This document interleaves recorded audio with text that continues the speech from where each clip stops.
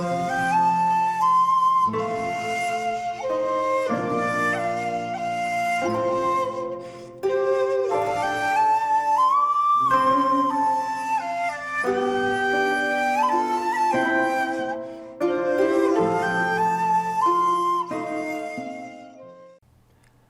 there, this is Solitary Ronan from Solitary Ronan Films, and welcome to another episode of One Director, 4 Films. And today we're going to France for the films of Jean-Pierre Melville. Again, another filmmaker that didn't make that many films. So again, it's a fundamental, a film that sums up Jean-Pierre Melville, your favourite, an underrated gem, and a flounder, a film that doesn't quite land with you. I'm going to break my rule on a flounder, but we'll get to that. So the film I've picked for the quintessential Melville is Le Samurai, because it's kind of a crime film. It's existential cool. Not cold, it's ice cool, not ice cold.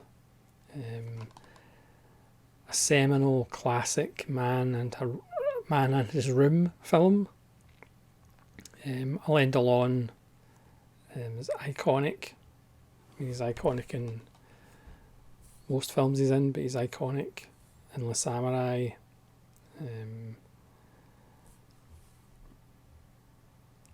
It's just a masterpiece. Generally, it's my favourite, but I've chosen it as the fundamental one.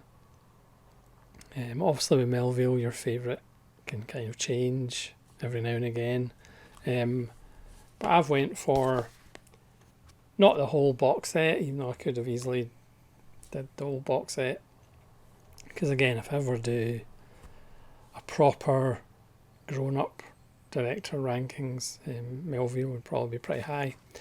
But I've went for L'Ambre d'Ombres, or Army of Shadows, as my favourite. I really do need to get the standalone Criterion Region A. I mean, this is a phenomenal set, but I'd quite like to have an individual edition of Army of Shadows. Again, just an absolute masterpiece in every level. The look of the film, the sound of the film is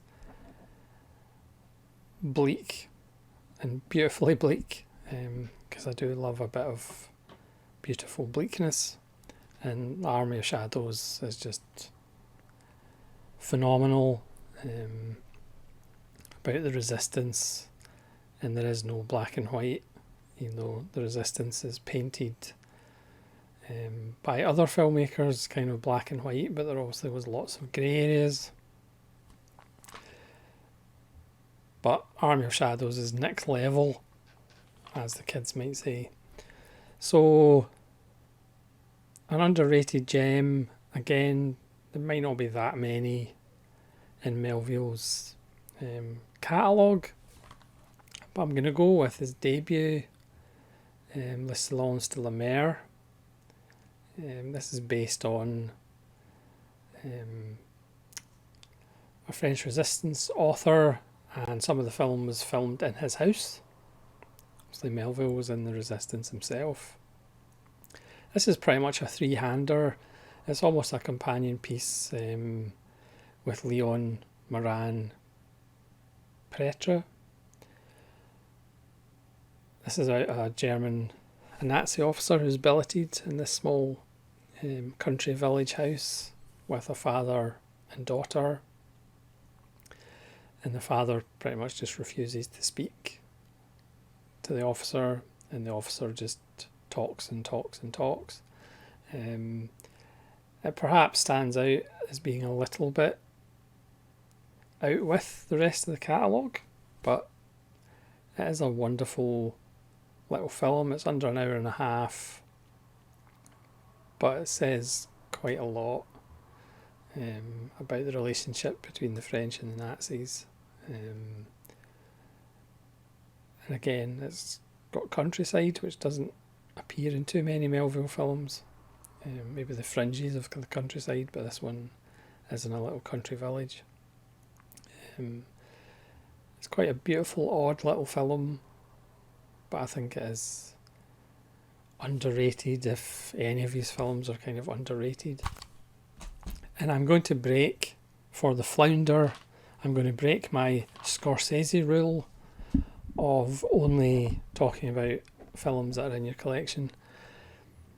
Because for the Flounder, it was a film I did have in my collection. It's Les Enfants Terribles from 1950, which I should like, because it's Jean Cocteau and Melville.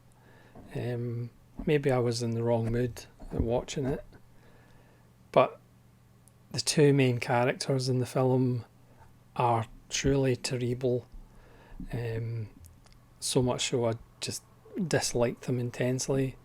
I mean, again, you can have terrible people who do terrible things, but there has to be something about them that you just don't despise everything about them.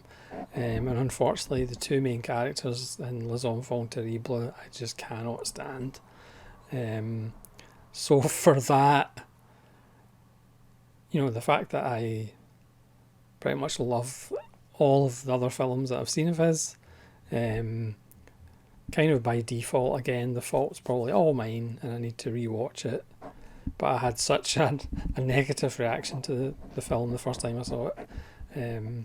I'll probably watch it again at some point, but currently I don't have it in my collection. And it's Les Enfants Terribles from 1950.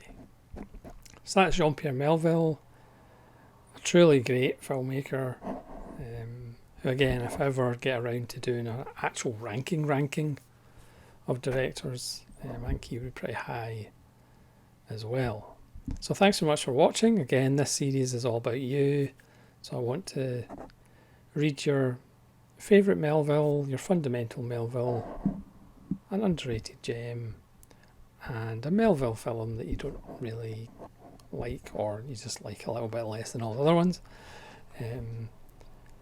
So thanks so much for watching. I look forward to reading your comments. I'm enjoying reading the comments on other directors. This is Saoirse Ronan from Saoirse Ronan Films, saying farewell.